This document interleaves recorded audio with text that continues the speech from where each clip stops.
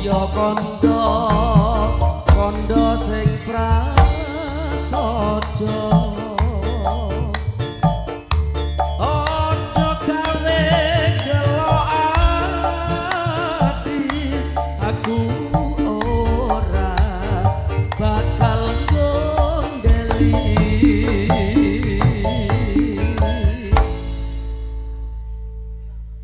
kaya ngene lelakonku biyen ngopo kok dadak ketemu yen pancen ditinggalake gawe gelo ati selawase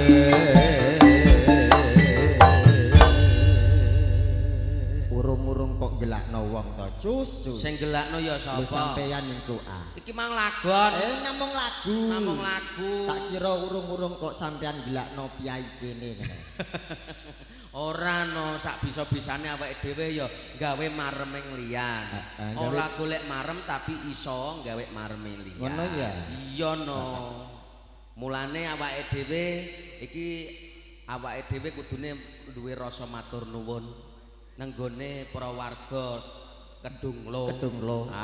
Khususipun Bapak Lurah, Bapak-bapak perangkat, saha para panitia ingkang sampun minitaya kalian Cahya Mardika. Wah, luar biasa. Mas Kucrit dawuh lagi ape munggah mang lho ibu-ibu liwat jare ngrasani. Ngrasani piye, Mas? Ketoprak Cahya Mardika saiki apik, Cah. Dagelane kae lho, sing siji disawang ketok lemu gagah tur bagus. Lah sing siji disawang kok ketok kuru kaya pedet cacingan.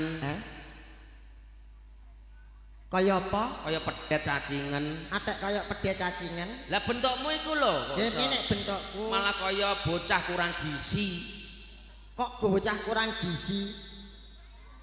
Iya. Lho, dungu kowe. Kowe berarti ora keduman MBG. Oh alah, bener berarti kalah karo cah cilik-cilik ngene iki ya Le ya. Kowe dontok MBG apa ora Le? Urung. Oh, ancen libur kok iso. Sesuk ndara entuk. Ya Le ya. Wong iku kancaku kok, aku yo ora keduman MBG. Dadine ya awak gering ngene iki ya. Alah, mari sing mbok goleki ora MBG makanan bergizi gratis kok. Lah MBG apa, Cus? Sing mbok goleki MBG sing beda liyane kok. MBG apa iku, Cus? MBG ya kuwi mbak-mbak bokong gede. Lah iya. Loh, njumbuhake no. Piye? Sak ora-orane nek awakku gering, iya. Aku golek ya sing gedhe. Ngono. Ancen nak gedhe kuwi marem kok. Nak gedhe kuwi pancen marem. Ya, gedhe marem. Nak gedhe karo cilik cara kowe milih ndi? Aku ya milih cilik-cilik ngene iki bolo-bolo ngene iki. Kok iso milih cilik iki? Lho nek cilik ngene iki rumah tani genah, Cik. Rumah tani genah. Mbok sangoni dhuwit 5.000 jajan. Jajan. Lah nek sing gedhe-gedhe ngene iku, wah, upama duwe anak wis gedhe ya, Cus ya. Metu ora urung jaluke dhuwit mesti 50.000 nggo metu. Lah nek ngene iki 5.000 wis gelem lho. 5.000 wis merintil dhewe-dhewe. Lah nek aku ya milih cilik lho. Milih cilik. Ya ora iso no. Atek ra iso. Kok iso milih cilik ku sebab ngopo kok iso cilik mbok pilih iku ngopo? Lho kok ora tak pilih cilik. Lho Cik, nyenengno no. Cilik iso nyenengno lho, Sus. Iya ya cah cilik-cilik ngene disawang nyenengno, ketok lucu imut-imut. Lucu imut-imut dan sing gedhi mbok sawang wis mbenger, Cus. Ora iso. Tek ra iso. Takono ibu-ibu karo mbak-mbak. Tak takoni iki. Tak takoni. Bu, sampean cilik karo gedhe milih ndi, Bu? Oh, kandhane milih gedhe. Sebabnya apa kok jenengan milih gedhe, Bu? Marem nak gedhe, kandhane kok iso. Wih, berarti piyai ndong kula iku golek sing kuwedhi. Kandhane kok. Gedhe rezekine nggih, Bu nggih. Gedhe barokahe nggih, Bu nggih. Muga-muga kabeh sedaya mriki panenane sedaya dadi gedhe rezekine ya gedhe kemakmurane Allahumma.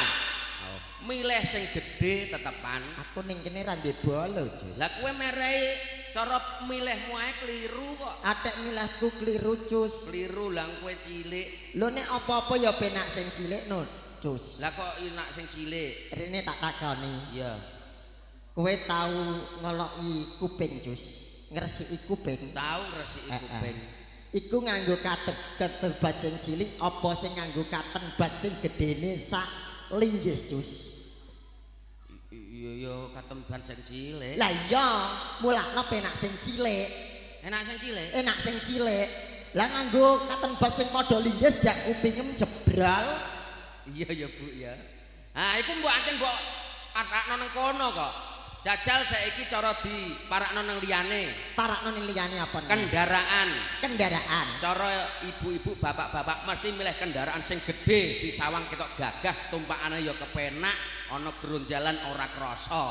Omah ya tetep enak sing gedhe ketok longgar, ketok megah mewah.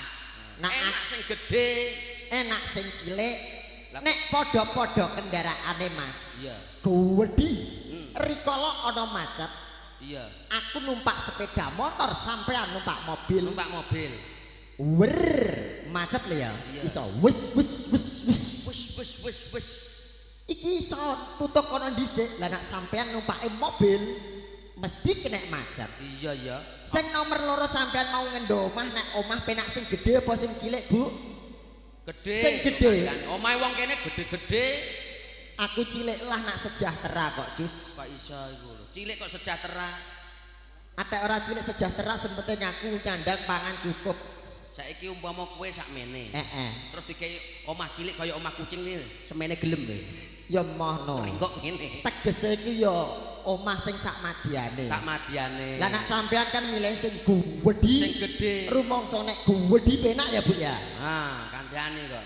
Tak takonono. Piye? Sampean ngerti rumah sakit? Ngerti. Gede apa cilik? Gede Bu ya. Nggone penak apa ora? Lah iya, nek milih gede ndak mara rumah sakit. Sing mbok kon mara rumah sakit sapa? Ya kowe no. Ya wis ayo dono rumah sakit, Bu. Lah apa? Nyontekno kutrit iki lho. Tak sontekno. Bentukmu kaya lara mengi kok iso. Mbok nyek lara mengilah rapopo go ah. Heeh. Sing penting aku yo tetep sehat. Ngene lho Mas, sing baku, awake dhewe ditimbali nang gone Dongklo kene. Iki kira-kira sampean apa ngekeki apa kira-kira? Cara awake dhewe wis ditimbali. Wis disobya-sobya, disubata. Ayo, kira-kira arep mbok keki apa piantun kene? Ngekeki apa, Jus? Aku rene ora sanggup kene golek-golek kabeh ngekeki. Maksude ngene lho, utrit. Piye, Jus? Sampeyan iki ditekakno rene, kowe duwe rezeki piyayi kene. Alhamdulillah. Lah, kira-kira ape mbok wangsuli apa? Mbok wales apa kira-kira? Lah sing tak nggo males iki lho apa? Kono ora salah kok, tak wales. Alah kok angel men ya karo ngomongan karo rek pentol kok iso ngene angele. Maksude kira-kira paling ora kowe iki ninggali apa ngono lho, apa ta apa lho nang kene. Sabar nak perkara tinggalan, engko tak tinggali larangan sampah ning mburi. Lampemu aja ngono. Maksude ditinggali donga. Oh, donga. Apa diweki pesan-pesan sing sae. Ngono lho kanggo adik-adik iki terutama didelok cah cilik-cilik ya Le ya. Bocah cilik-cilik kene iki sehat-sehat pinter-pinter Alhamdulillah. Dedonga ya. Heeh. Mugi-mugi sak dibare nan bali ketoprak Cahya Mardika.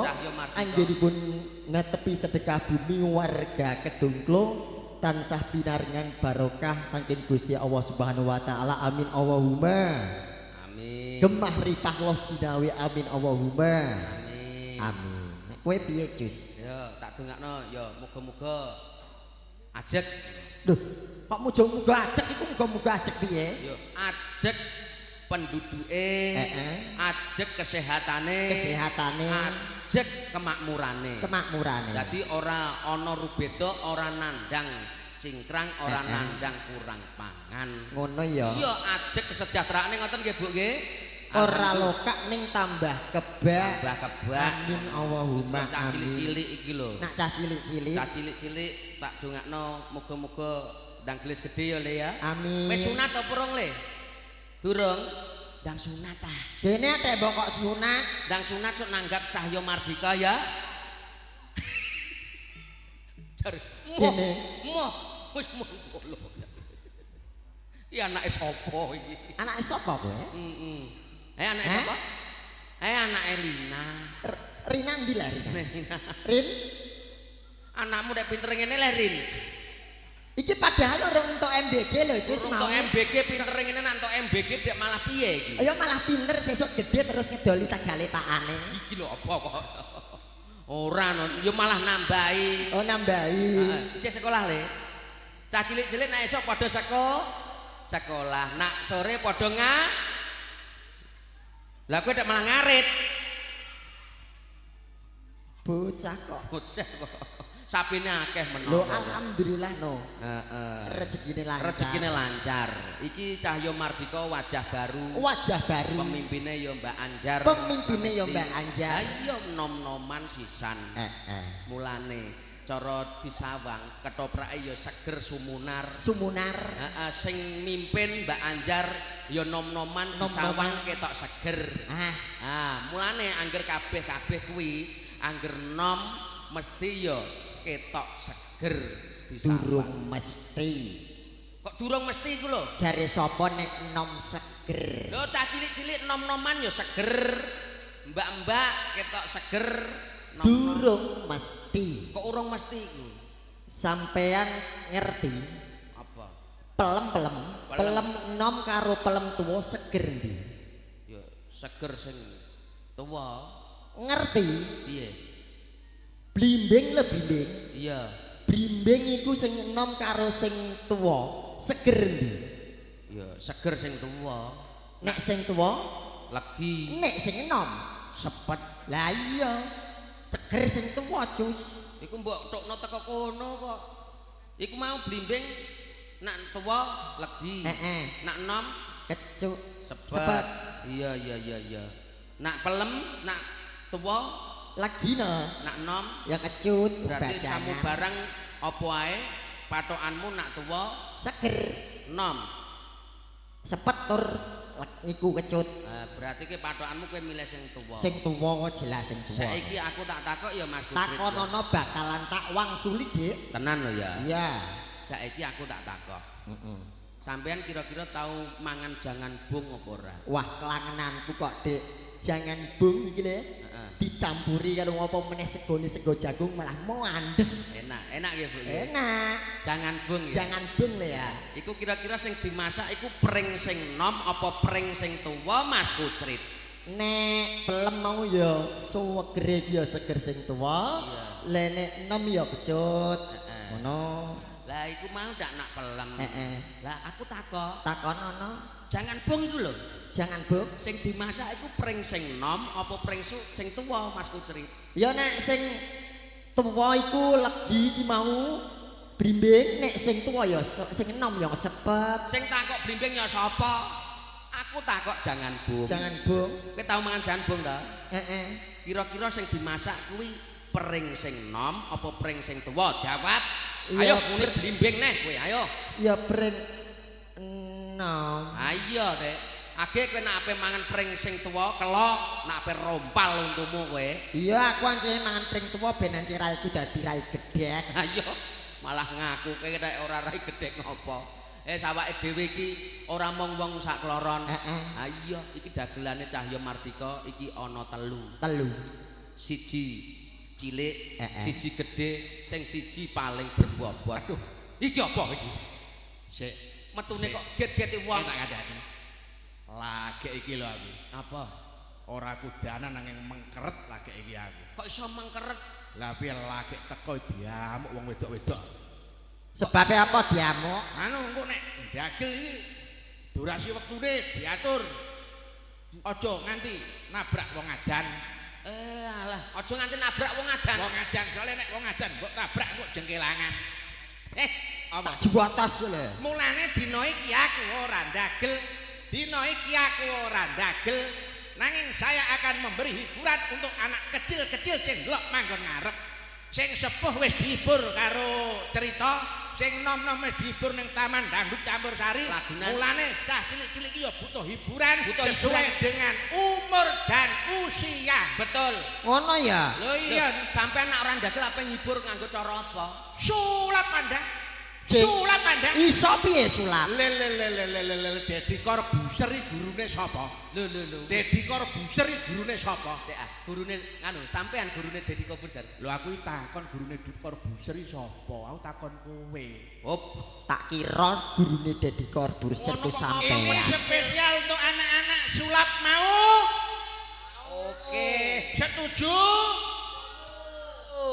Nah, ya ben nek ulang tahun kira-kira butuhno sulap. alah. Ah. Iki lho mang lho tutup segane sapa kok mbok gawa? Kok iso tutup jegon? Kowe ngerti iki apa? Iki rak koran to.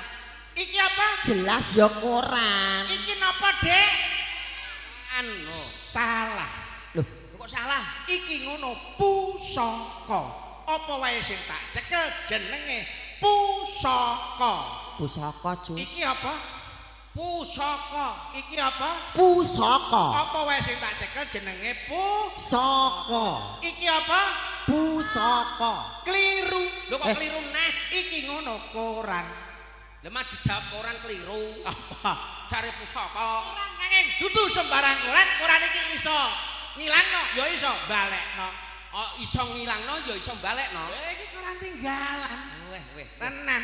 Rupane Nek gak percaya iso dibuktekno. Buktekno. Buktekno. Aku ora percaya nek urung roh nyatane ya Le ya. Koran tak lempet. Kulap dipukno banyu ning guri-guri. Ah. Ki ya, banyu.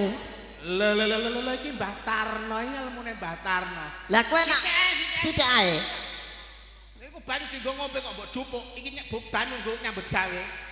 Mulane adik-adik sok mben nek sunat nanggap wayang ya. Nanggap wayang apa? Apa? Sik, Yo, kowe ape nanggap apa Le? Ajeng Febria. Ajeng Oh. Febria. ndungu kowe, ndungu. Apa? Ajeng Ajeng Febria. Febria. Ajeng Febria dak. Piye? Iki pacar iki. Ketara lungguhe cecer. Ayo. Dhuwur. Mosok kene kok iso ngilangno iso Sok kene. Sok dhuwur kono benro nek iki anjen banyu tenan. banyu. Nah, Air. air. Bem sana bem, koran tak buka, banyune ilang. Loh, Ilang ya, iya. Ilang ya. Banyune ilang. Hilang. Nah, mulane dagelane ngene iki. Piye? Kudu iso ngene barang. Oh, alah. Soale aku dagelan ra iso nyanyi. Wong kok ya. Nek Iso. kepengin buktekno barang ilang, iso balekne. Monggo dulur-dulur sami memuji marang kersane Gusti asale lanah apa asale tanah. Balik tanah asale banyu, balik banyu. Buktine le. Buktekno. Buktine le. Iya. Ah, ning ngarep, ning ngarep. Nah, syuting maju, Mas. Asal banyu, balik banyu. Tepuk tangannya Tepuk tangan mana? adik-adik, tepuk tangan, tepuk tangan. Oke, aja tepuk tangan kok sawirane ndi? Pak. Cilik sangune entek. Ono. Wes tuh. Wes aku. Ngapa kok wis? Lha iki lek wis dirogohno. Dirogohno tenan. Apa? Iki le. Iku lho wis rogo-rogo cah ireng iki, kaose ireng. Sok ben nek sunat nyeluk Pak Gliyor apa Markone? Kok nyandak sing liyane barang iki le. Malah nyeluk Pak Mokol jare. Anu, bolone arum. Iya bolane arum. Ayo Sus. Iya. Iki wis dalu. Matur nuwun Bapak Ibu, warga masyarakat Dungklo. Dungklo sing sampun percaya kalian. Trio dagelan kelompok iki adalah 3 pecatan. Kok 3 pecatan? 3 dagelan pecatan. Pecatan apa ae? Dipecat konggone Krido Carita. Konggone Jati Pirawa. Iki ya padha pecatan Ronggo budaya. Lambe. Ada ora iki. Mulane aku iki dagelane kok iso anyar-anyar biasane pentase ning kono. Aku mang goleki. Sak bisa Sida apa ora? Biasane ning kono kok malah ndolik ning kene. ora apa-apa ancen sing lebak sing loho Ah. panggone ya kene kok iso. Iya, tapi nyuwun pangapunten nyuwun Gunging samudra pangang sami niki wau ada halangan. Wong jenenge wong mangan keselep mlaku kesandung. Ya mesti saka mangsane ngono barang. Wong ning gone dalan ya akeh halangane. Aku malu liwat ning gone Pasar Winong ana ketoprak. Tekan Sugian ya ana ketoprak. Mubeng golek dalan tembus. Aku Winong bolek liwat Pati, liwat Pucak apa ndi kono iku. Mrene lagi. Gabus mau Gabus Payen rene. Kolilo Purwodadi. Lah kok ngono ana ketoprak neh. Apa? Engko Sugian. Sugian. Mubeng neh. Mubeng. Liwat Maitan. Kurang aduh. Oh dalan ya genah. Ayo barang sing apik. Iya diaturke. Ada yang minta lagu mboten adik-adik? Moh aku. Moh aku tek ape mbok ombene racun. Kayak lagune mang lho, sapa? Mau tak racun jare mau tak racun. Lah nek gelem ya gak apa-apa. Bojomu ayu tak peke. Lambemu tak sampluk pencor malah kowe. Menjo. Lagu bang sayonara. Iya. Sampai berjumpa. Gak iku mang sapa lagune sapa? Lagu Cah cilik sing apa iku jenenge? Kicomania. Kicomania. Cah cilik lagune Kicomania. Kaya duwe manuk ae. Iku duwe iku. Kowe duwe manuk piye? Kowe duwe manuk? Delok jajal. Manuk rumatan jus maksude lho, Jus. Manuk rumatan. Ya wah, sing nyoting. Sapa? Al-Robiah ini. Al-Robiah syuting. Oke, bersama Al-Robiah. Video syuting. Heeh. Al-Robiah. Al-Barokah. Dan juga satu lagi. Al-Manfaah. Satu lagi. Dan juga Al-Lambah. Aja almarhum. Oga.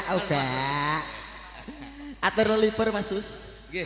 Atur Bang libur kanggo dhumateng Bapak Ibu. Nyuwun campur sari napa dangdut? Campur sari. Nggih. Campur sari niki sketsane diaturke sing jumbuh kalian suasanane. Ngaten. Jus. Apa ya nek? Nggih, wonten sing mundhut, Bu. Napa? Ninggal katresnan? Iya. Ninggal katresnan. Ora patek cethok, Dik. Ya wis ninggal katresnan gak apa-apa. Aja nganti ninggal katresnan. Oh, gak oleh ya. Piye? Orang cerewet nyandung lo gak ndelok ketoke. Sapa? Ibuke Arum. Ibuke Arum rantu to. Iku ngono gak cerewet kok, Pak. Perhatian. Dipesen kowe kon mampir, Mang. Alhamdulillah. Masak nondas. Alhamdulillah wong demati. Wah, ndas iwak. Ora. Ndas wedhus. Dan ndas apa? Ndas truk. Ndas truk ora rompal kabeh untune. Ayo ada ninggal katresnan. Ninggal katresnan yuk monggo. Katur dhumateng para adi lenggah nggih. Yuk. Yuk.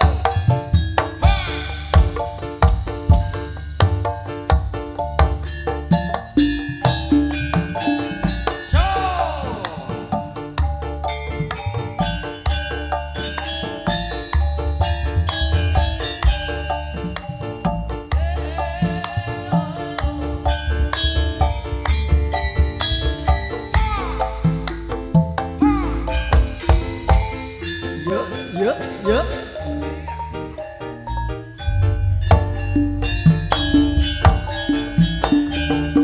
Nangis sadroning atiku nalika sliramu ninggal aku apa sliramu ra krasa aku kudu sambat karo apa tak suwun rino lan wengi muga-muga Gusti ngijabahi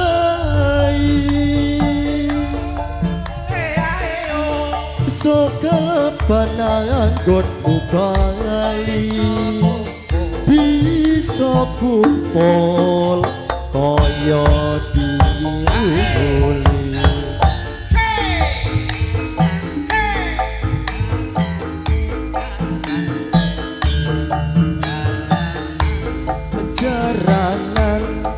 jarane jaran teji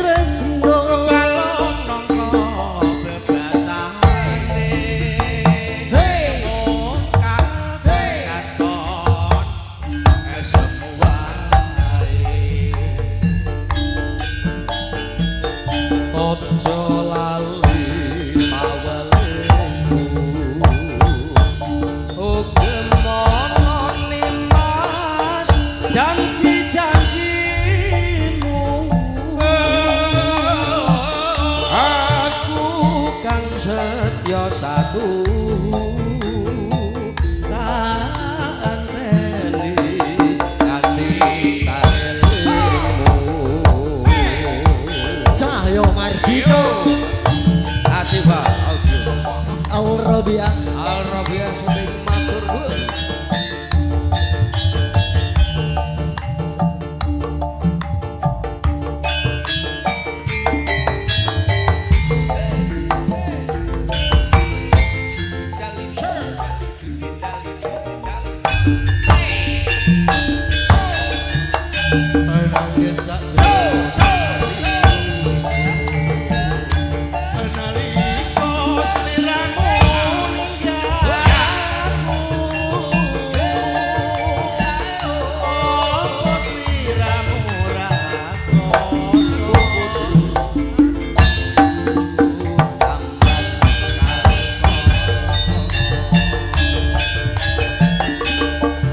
Suwun dina lan wengi muga-muga Gusti ngijabahi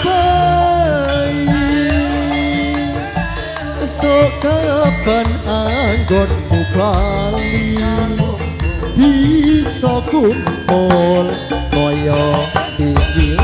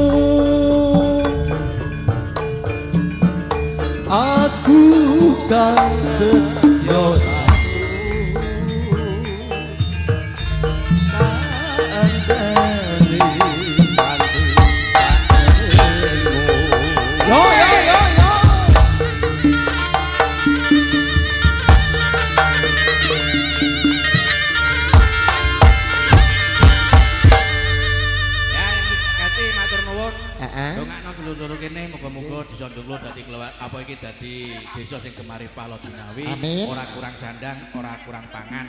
Amin. Aku karo kowe piye, Pak? Nduk sowan nggone bendoro. Golek pawarto nang kutha. Pawarto. Ayo timbang entuk duku. Nah, iki biasane ya ana sing tedang-tedang rene biasane kok. Ana. Ya Allah. Iya, men bae aku. Wis rampung nek libur. Wis rampung. Sudah beres. Sudah beres. Pengen ngene yo. Iki wis dalu. Iya. Ayo budal. Ayo sampe cawutan nang pojok. Ayo.